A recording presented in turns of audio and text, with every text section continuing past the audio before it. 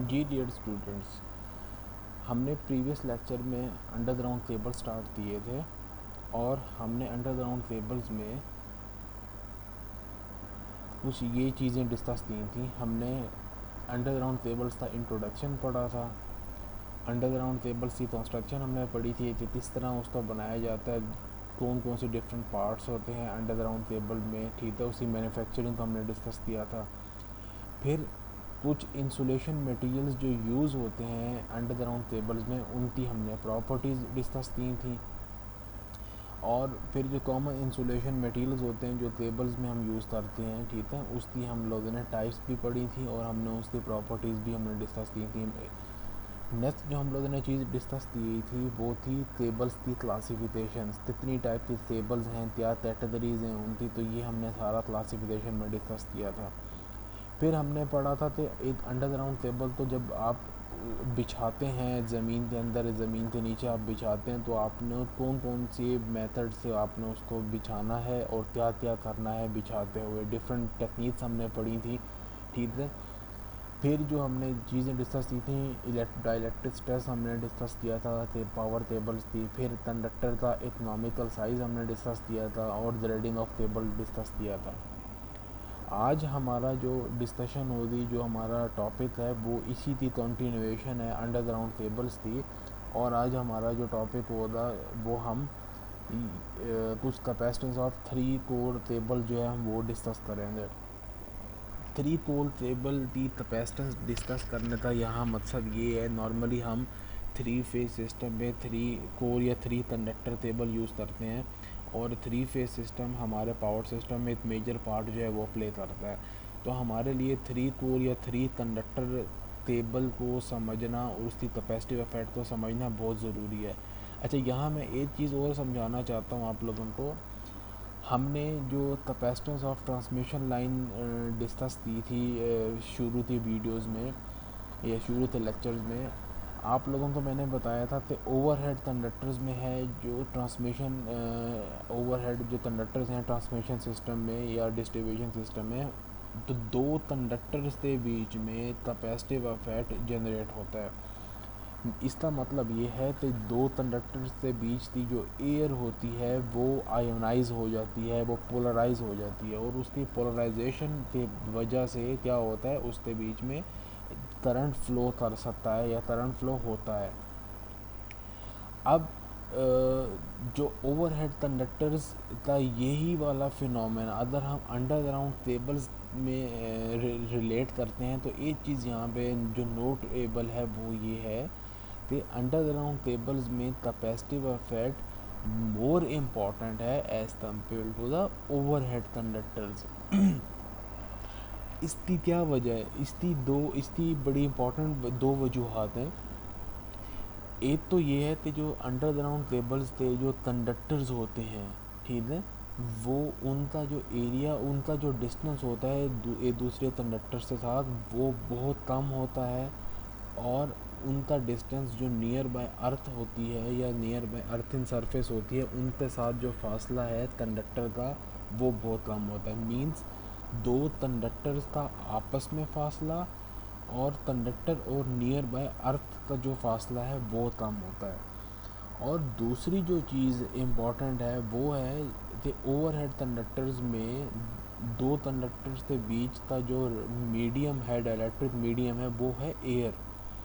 अब और एयर की relative permittivity approximately equal to 1 होती है।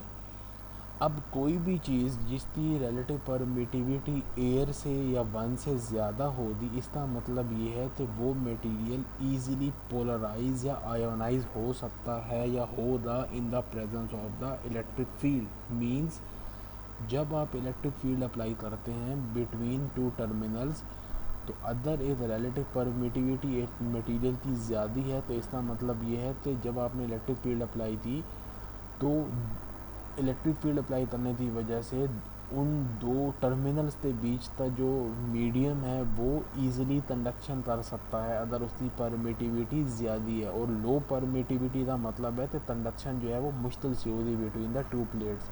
लिहाजा अंडरग्राउंड केबल्स में जो रिलेटिव परमिटिविटी होती है वो मच ग्रेटर होती है एयर से। इसका मतलब है कि वो इजीली कंडक्शन जो है वो कर सकता है, ठीक है।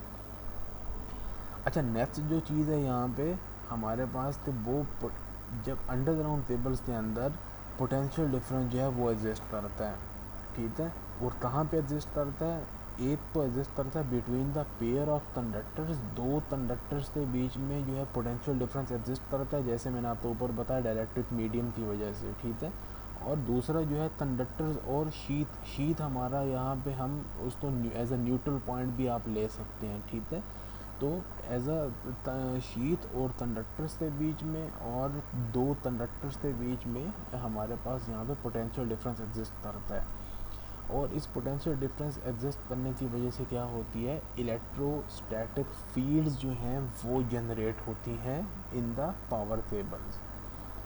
अब ये इलेक्ट्रोस्टैटिक फील्ड जो हैं इनकी वजह से दो किस्म की कैपेसिटेंस जो हैं वो ओरिजिनेट होती हैं। एक कैपेसिटेंस होती है कोर टू कोर कैपेसिटेंस, या हम इसको सी से डिनोट करते हैं।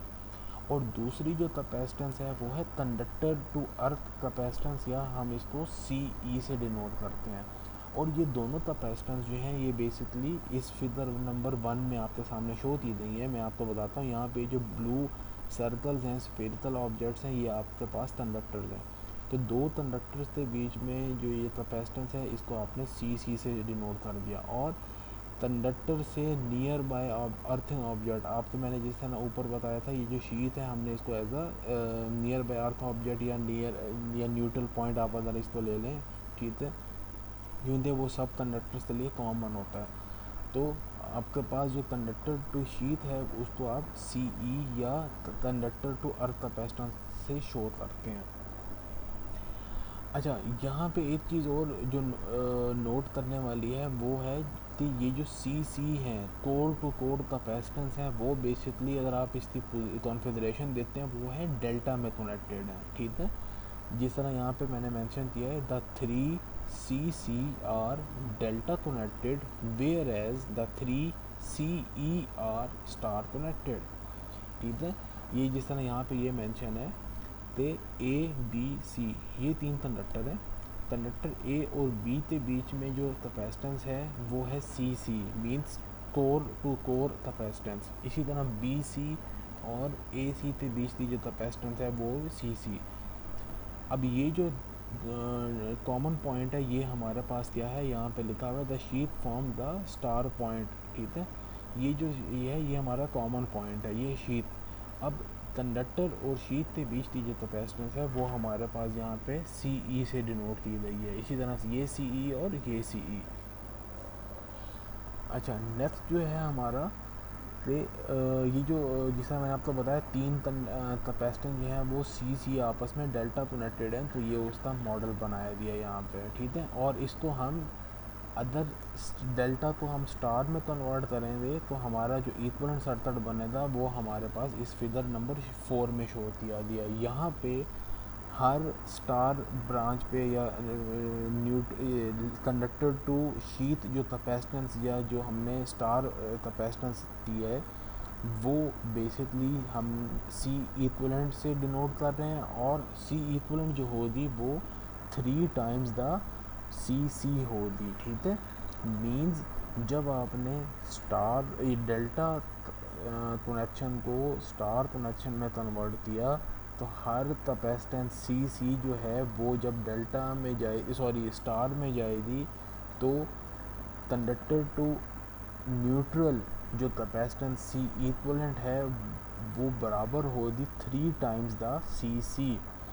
जैसे यहाँ पे मेंशन है from the figure 4 the equivalent star capacitance और C equivalent is equal to the 3 times the delta capacitance, और mathematically C equivalent is equal to 3 times the CC।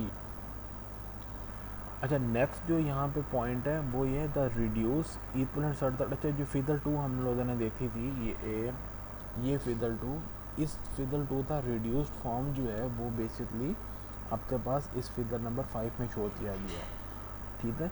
अब फिगर नंबर 5 क्या करती है, तो फिगर 5 में ये हमारा जो पास डेल्टा जो कनेक्शन था फिगर 2 में, वो यहाँ पे स्टार कनेक्शन में हमने इक्विवेलेंट मॉडल उसका डिज़ाइन कर दिया है। अब यहाँ पे आप देख सकते हैं तो कंडक्टर ए बी सी है, ए और बी सी के बीच में ये जो एन है ये हमारा शीथ पॉइंट या न्यूट्रल पॉइंट हो गया।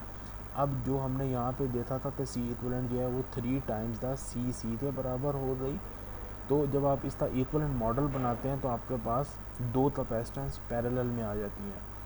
एक कैपेसिटेंस है सी इक्विवेलेंट, ठीक है, और सी इक्विवेलेंट किसके बराबर है, 3 टाइम्स द सी के बराबर है। और दूसरी कैपेसिटेंस जो है वो है हमारे पास सी ई, अर्थिंग कैपेसिटेंस या कैपेसिटेंस टू अर्थ। तो ये दो कैपेसिटेंस जो है हमारे पास पैरेलल में है।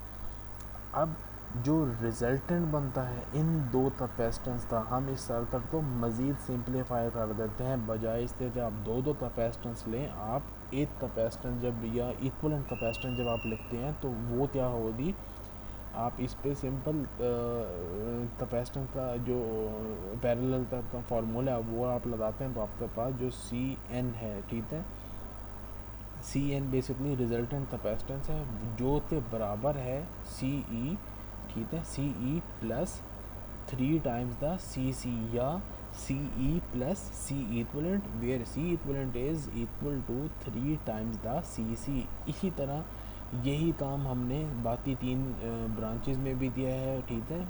तो वहाँ पे क्या होगा, अब बी कंडक्टर बी से एन पॉइंट का जो कैपेसिटेंस होगी वो C N is equal to C E plus 3 और ये भी यहाँ पे भी ये होगा C N is equal to C E plus 3 तो ये जो फिगर 6 है ये बेसिकली इक्विवेलेंट सर्किट है, इक्विवेलेंट मॉडल है कैपेसिटेंस का in terms of in Y configuration या इन स्टार कॉन्फ़िगरेशन। और ये जो फिगर 5 है यहाँ पे ये बेसिकली इसमें अलग-अलग मॉडल दिए गए हैं, अर्थिंग कैपेसिटेंस और सी इक्विवेलेंट। और यहाँ ये याद रखा जाए कि सी इक्विवेलेंट जो है वो 3 के बराबर है। अच्छा, जिस तरह हमने पिछले डायग्राम में देखा, सी एन जो है वो बराबर है सी ई या अर्थिंग कैपेसिटेंस या capacitance to earth plus C equivalent, ठीक है, और सी इक्विवेलेंट बराबर है 3 इंटू सी। तो सी एन किसका इक्वल हुआ, C N will be equal to C E earthing capacitance plus 3 times the core to core capacitance. अच्छा, अब हमारे पास जो वी फेज़ होती है, फेज़ वोल्टेज की इक्वेशन जो है हमारे पास होती है, V phase is equal to I C, where I C is the charging current and into capacitive reactance पर फेज़। तो इसी फार्मूले से हम चार्जिंग करंट की इक्वेशन निकालते हैं, वो होती I C is equal to V phase over capacitive reactance पर फेज़। और कैपेसिटिव रिएक्टेंस पर फेज़ की जब आप वैल्यू पुट अप करते हैं तो आपके पास आ जाती है 2 pi F into V phase into C N. C N जिस तरह मैंने आपको बताया रिजल्टेंट कैपेसिटेंस है वो बराबर होगी सी इक्विवेलेंट या sorry C E earthing capacitance plus 3 times the core to core capacitance, ठीक है। तो charging current of the capacitance will be equal to 2 pi F, where f is the frequency, v phase is the phase voltage, ce plus 3 times the cc, where cc is the core to core capacitance। अच्छा, next जो चीज़ है हमारे पास वो है current carrying capacity of the underground cable. ये बड़ा ज़रूरी point है कि आप अंडरग्राउंड केबल्स को जब आप बिछाते हैं तो आपको अंडरग्राउंड केबल के बिछाने से पहले ये पता होना चाहिए कि इन केबल्स में से कितना करंट जो है वो पास ऑन हो रहा। क्योंकि अंडरग्राउंड केबल्स बार बार नहीं बिछाई जाती हैं, वो एक ही दफ़ा उन्हें आपने बिछाना होता है और आपने लोड फोरकास्टिंग की बेसिस पे आपने फ्यूचर लोड प्रिडिक्शंस भी करनी होती हैं कि इन केबल्स पे कितना लोड ऐड ऑन हम कर सकते हैं, ठीक है। तो करंट हैंडलिंग कैपेसिटी जो अंडरग्राउंड केबल थी वो डिपेंड करती है मैक्सिमम परमिसेबल टेम्परेचर राइज पे। जितना टेम्परेचर इंक्रीज़ करेगा उतनी करंट हैंडलिंग कैपेसिटी जो है वो अफेक्ट करेगी। और करंट हैंडलिंग कैपेसिटी जो है उस इसी वजह से आप जब अंडरग्राउंड केबल्स आप बिछाते हैं और आप ये देते हैं कि अंडरग्राउंड केबल्स का जो टेम्परेचर है वो अगर राइस कर जाता है, ठीक है, इसका साइड इफेक्ट ये होता है तो उसकी जो इंसुलेशन होगी वो डैमेज हो सकती है। और टेम्परेचर अंडरग्राउंड केबल्स का टेम्परेचर राइज जो है वो डिपेंडेंट होता है इन टर्म्स ऑफ हीट पे। Means the cause of temperature rise in is the losses. Underground cables में टेम्परेचर राइज जो होता है वो लॉसेस की वजह से होता है, और ये losses in terms of heat appear होते हैं। जितने ज़्यादा लॉसेस होंगे उतनी ज़्यादा हीट प्रोड्यूस होगी, और जितनी ज़्यादा हीट प्रोड्यूस होगी उतनी ही करंट कैरिंग कैपेसिटी जो है वो अफेक्ट करेगी। अच्छा, अंडरग्राउंड केबल्स में जो मेजर लॉसेस होते हैं हमारे पास 3 किस्म के लॉसेस हैं। एक तो है copper losses. Copper losses basically resistance की वजह से होती हैं। इसमें रेजिस्टेंस में जब करंट फ्लो करता है तो हीट प्रोड्यूस होती है, ठीक है, तो कॉपर लॉसेस वहाँ है। हिस्टेरेसिस लॉसेस, ठीक, और next is the eddy current losses. अच्छा, और ये 3 लॉसेस जो हैं वो अंडरग्राउंड केबल्स के लिए बड़े ज़रूरी होते हैं, तो इनकी बेसिस पे आप कंडक्टर को या अंडरग्राउंड केबल्स को जो है उसकी करंट हैंडलिंग कैपेसिटी जो है वो आप वो डिज़ाइन करते हैं। अच्छा, नेक्स्ट जो चीज़ है हमारे पास, जो वर्किंग कंडक्टर टेम्परेचर रेंज है वो है 65 degree centigrade for armoured cable. जिन केबल्स पे आर्मर्ड की जाती है, ठीक है, उनके लिए जो सेफ वर्किंग टेम्परेचर लिमिट है वो है 65 डिग्री सेंटीग्रेड। और लेड शीटेड केबल, जो जिन केबल्स पे लेड शीटेड किया जाता है उनके लिए जो वर्किंग टेम्परेचर है वो 50 डिग्री सेंटीग्रेड है। अब थर्मल रेजिस्टेंस क्या होती है? थर्मल रेजिस्टेंस हमारे पास बेसिकली 2 पॉइंट्स के बीच में जो टेम्परेचर डिफरेंस है, ठीक है, और उसमें कितना हीट फ्लो कर रही है किसी भी यूनिट टाइम में, और सिंपली ये रेशो है किसके बीच में टेम्परेचर डिफरेंस बिटवीन 2 पॉइंट्स। उन 2 पॉइंट्स के बीच में कितनी हीट फ्लो होगी in a given time. Other simple definition इसी देती है, तो डेफिनेशन हमें बताती है the temperature resist the thermal resistance between 2 points in a medium is equal to the temperature difference between this point divided by heat flowing between them in a unit time. Mathematically अगर हम इसको देखते हैं तो thermal resistance को आप S से donate करते हैं, ठीक है, थर्मल रेजिस्टेंस को आप एस से डिनोट करते हैं, और मैथमेटिकली इसका जो फार्मूला बनता है वो है थर्मल डिफरेंस या temperature difference divided by heat flow in a given time. Heat flow in a given time को आप वॉट्स में मेजर कर सकते हैं, ठीक है, ये जो डिनोमिनेटर है heat flow in a given time इसको आप वॉट्स में मेजर कर सकते हैं या वॉट्स में इसको डिनोट कर सकते हैं। तो हमारे पास जो इक्वेशन फार्मूला ऊपर हमने पढ़ा वो अब हमारे पास मॉडिफाई हो जाएगा। Thermal resistance S is equal to temperature rise divided by watt dissipated P, या simply S is equal to T over P, where T is the time and P is equal to watt. लिहाजा thermal resistance S की जो SI unit बनती है वो है thermal resistance. उस ऐसा यूनिट जो होती वो होती डिग्री सेंटीग्रेड पर वॉट, और दूसरे अल्फाज में आप इसको ये भी बोल सकते हैं थर्मल ओम्स। अच्छा, इलेक्ट्रिकल रेजिस्टेंस जो है थर्मल रेजिस्टेंस जो है इलेक्ट्रिकल रेजिस्टेंस की तरह डायरेक्टली प्रोपोर्शनल है लेंथ पे, और इन्वर्सली प्रोपोर्शनल है क्रॉस सेक्शन एरिया पे, ठीक है। मीन्स जितनी ज़्यादा लेंथ जो है कंडक्ट हीट फ्लो करेगी उतनी हिसाब से हीट डेसिपेशन जो है थर्मल रेजिस्टेंस जो है वो अफेक्ट करेगी।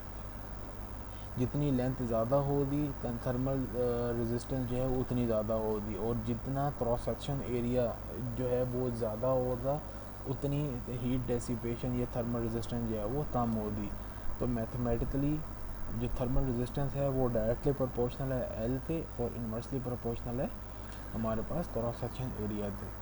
अब जब हम इस इक्वेशन को मॉडिफाई करते हैं, ठीक है, तो हमारे इक्वालिटी में कन्वर्ट करते हैं, तो हमारे पास S is equal to K into L over A. अब इसमें यहाँ पे जो K है that is known as a constant of proportionality, and इसकी जो इसको हम नाम देते हैं वो है थर्मल रेजिस्टिविटी। और थर्मल रेजिस्टिविटी जो है वो बराबर होती है S into A divided by L, where S is the thermal resistance, A is the cross section area and L is the length। तो इनकी जब आप यूनिट्स पुट अप करते हैं तो आपके पास जो थर्मल रेजिस्टिविटी की जो यूनिट आती है वो है thermal ohms into metre square divided by metre, या मीटर मीटर से कैंसिल हो जाएगा, तो आपके पास जो रिजल्ट इक्वेशन आती है वो है थर्मल ओम इनटू मीटर। अच्छा, थर्मल रेजिस्टेंस जो होती है लेड शीटेड टेबल की वो बहुत स्मॉल होती है और हम उसको नॉर्मली निगलेक्ट कर देते हैं अपनी कैलकुलेशंस में।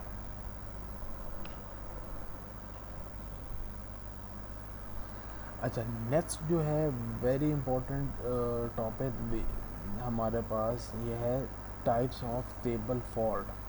अंडरग्राउंड केबल में कौन कौन से फॉल्ट्स होते हैं जो हमारे पास आते हैं, ठीक है, तो उसको हम यहाँ पे इस टॉपिक में स्टडी करते हैं। तो पहला जो फॉल्ट है हमारे पास वो है open circuit fault. Open circuit fault का मतलब हमारे पास जो सादा अल्फाज में अगर देखा जाए वो ये है कि जब भी सर्किट ओपन हो जाए, सर्किट ओपन का मतलब है कि आपके पास कंडक्टर जो है वो ब्रेक कर जाए, मीन्स सर्किट को पूरा पाथ ना मिले, कंडक्टर का ब्रेक होने की वजह से सर्किट को पाथ ना मिले, तो वो as a open circuit act करेगा, ठीक है। और इसको हम इस फॉल्ट को हम ओपन सर्किट फॉल्ट बोलते हैं। और इसको हम with the help of measure जो है वो हम मेजर कर सकते हैं।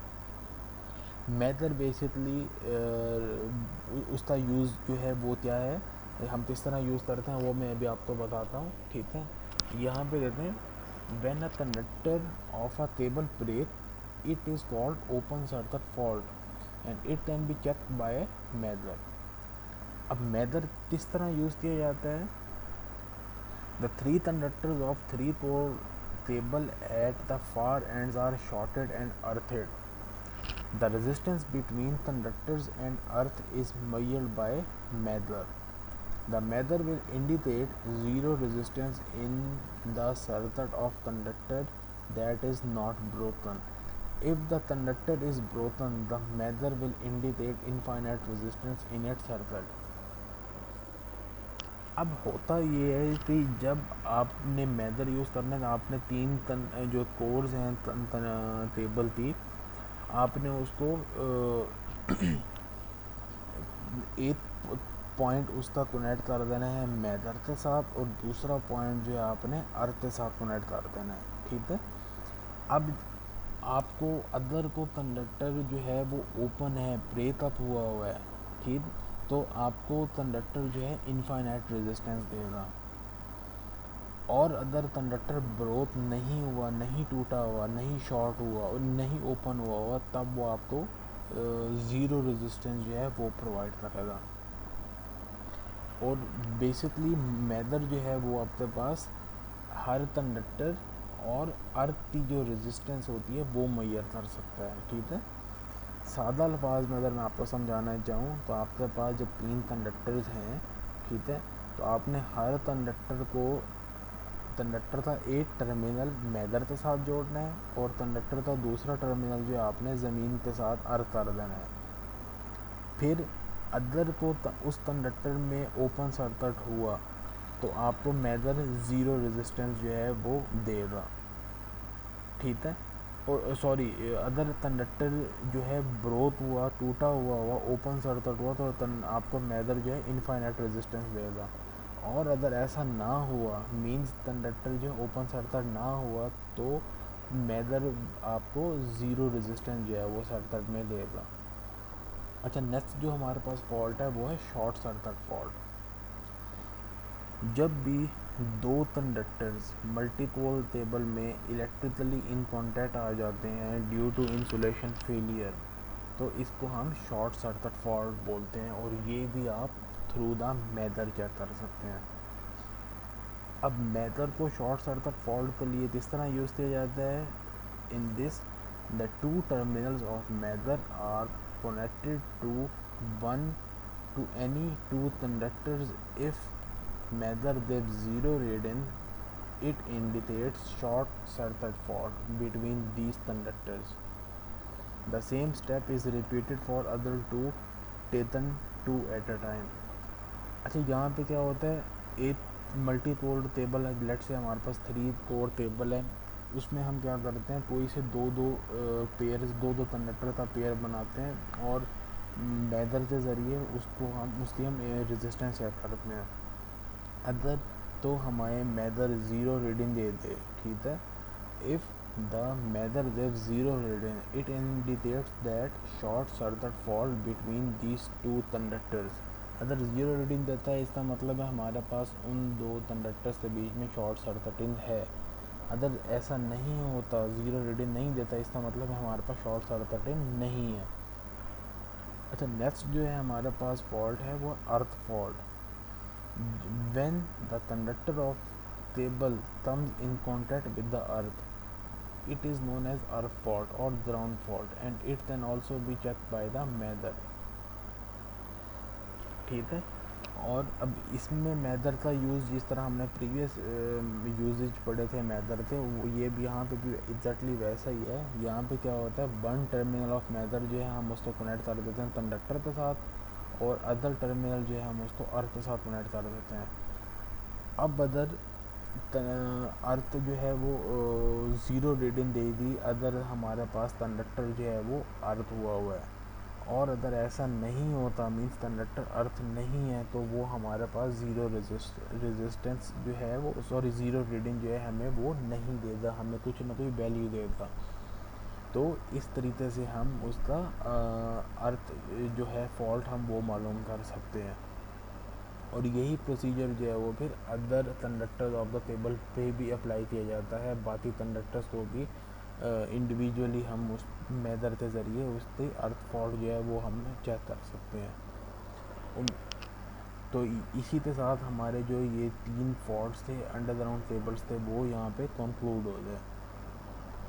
और हमारा जो अंडरग्राउंड केबल्स का जो चैप्टर था वो यहाँ इस टॉपिक के साथ हमारा ख़त्म हो गया।